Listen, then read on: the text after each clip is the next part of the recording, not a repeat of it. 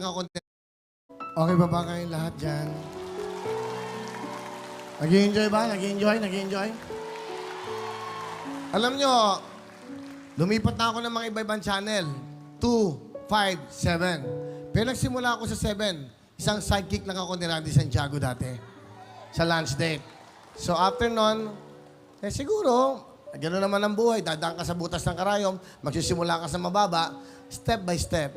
Yun ang pinakamagandang success story sa buhay. Sabi nga nila, no pain, no gain. Para makuha mo ang respeto, kailangan makilala ka munang mabuti. Sa simula, siyempre, ayaw sa'yo, mayabang yan, nakakabuhi, antipatiko, ganito, hanggang makilala mo. Nakilala niyo ako, nakilala ko kayo, kaya ibang-iba ang pakiramdam pagkasama ko na kayo araw-araw. Okay. Kaya ako nababanggit to, meron akong isang bisita na nung ako'y lumipat na ibang channel, siya'y naiwan. Nagkaroon siya ng mga haka-haka. Nagkaroon siya ng mga, yung bang, yung bang, meron siyang, litong-lito siya sa kanyang desisyon. Sasama ka ba? Siyempre, naintindihan mo ang buhay.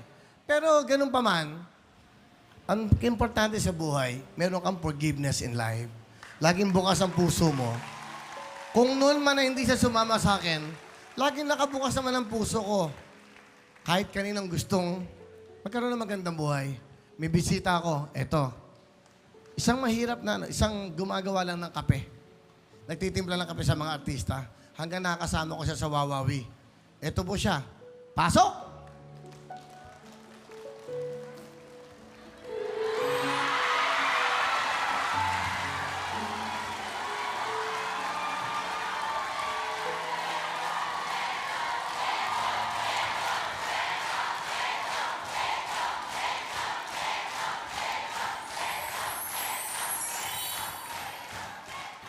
Hop!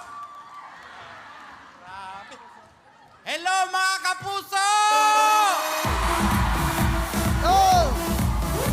Hey! Oh! Welcome! Bentong, bumati ka sa buong mundo! Akala nyo si Richard Alden ako ha?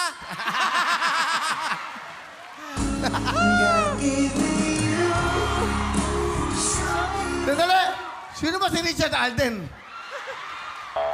Baliktad! Ano? Baliktad ba? I'm sorry, I cannot place. Alden Richard! Alden Richard pala. Parehas na rin yun. Basta may Richard. Oh, ano? Kuya Will, I love you talaga.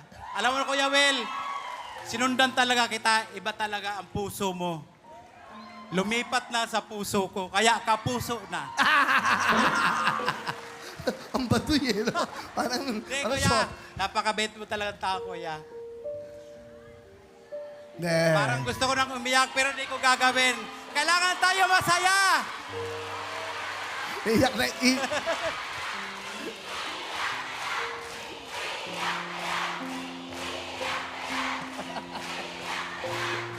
Alam niyo bakit? Si Bentong po, tiga-timpla lang ng kapito sa palibasa lalaki, pag nagte-taping, sa home na ng Dariles. Siya po yung nasa likod, nagtitimpla ng kape, bibigay sa mga artista, sa crew, sa cameraman.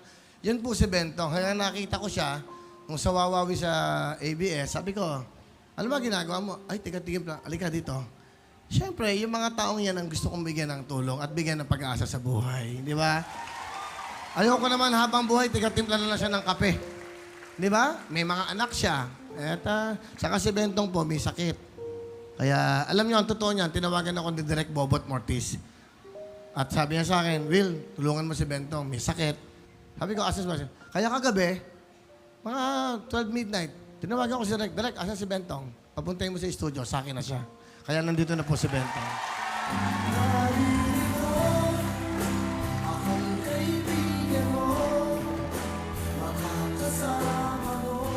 Wala, gano'n naman ang buhay eh, di ba? Saka, Mahirap talaga, kuya, may sakit kan media. Ano? Hirap eh. Media. anong media? Mediabetes. Medyo British eh. May sakit pa ako, pero kinakaya ko sarili ko para mapatapos ko lang yung 4 kong anak. Totoo po yun. Ako nagsusumika para mapatapos ko yung mga anak ko, makatapos ng college. Kahit man kunin na ako ni Lord, mapatapos kila, masaya na ako. May matatapos na yung anak ko na marketing yun. Ganyan, mag-graduate na po sa October. Sa bahay lang ako, nakatingala, nag-iisip, nakatingin sa malayo. Hindi ko malamang gagawin ko. Tapos si Direk tumawag kagabi, mga 11 yata yun. Oh, pumunta ka doon kay Kuya Mo Willie. Sabi niya, 9:30 nandun na yon. Maiba ako. Asan na yung kotse binigay ko sa'yo? Nabinta ko, Kuya. Di, Kuya, kasi pina-enroll ko sa mga bata. Magkano mo nabenta? 150 na lang. Nabangga, nawarak na. Wala na. Binintahan ko si Jobert.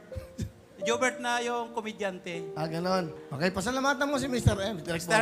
M, maraming salamat sa mga tulong mo nyo sa akin. Kung wala po kayo, baka namatay na po yung anak ko dahil sa inyong tulong. Maraming salamat po. Tapos kay Direk Bobot, mga tulong nyo sa akin, maraming salamat. Kayo po ang pangalawa kong tatay ko, yung dalawa. At pangatlo, si Kuya Will. Maraming salamat kay Kuya Will. Kung wala ka Kuya Will ngayon, aywan ko, di ko na alam gagawin ko. Baka sa probinsya ako, nagtatanim ng palay. Totoo yun, Kuya. Ganun ba? Gagawin ko ang lahat. Dahil mahal ko tong taong to. Yung may namahal ko yung mga maliliit. Yung mga taong di pinapansin, yun ang pinapansin ko. Yung mga taong, di ba? Basta ako, Bentong, eto lang, simple lang. Opo, Kuya. Mahalin mo yung trabaho mo Opo. para mabigyan mo ng magandang kinabukasan ng pamilya mo. Simple lang yan, okay? Kaya, okay ba tayo? Okay ba? Si Bentong na ho, ang aking magmula ngayon, bodyguard ko na to. Pero, partner ko lang, huwag mo akong bibigyan ng babae. Hindi, Kuya. Masama yon sa religion natin. Wala pa kayo si Bentong! Upo ka dyan sa mga, tulungan niyo.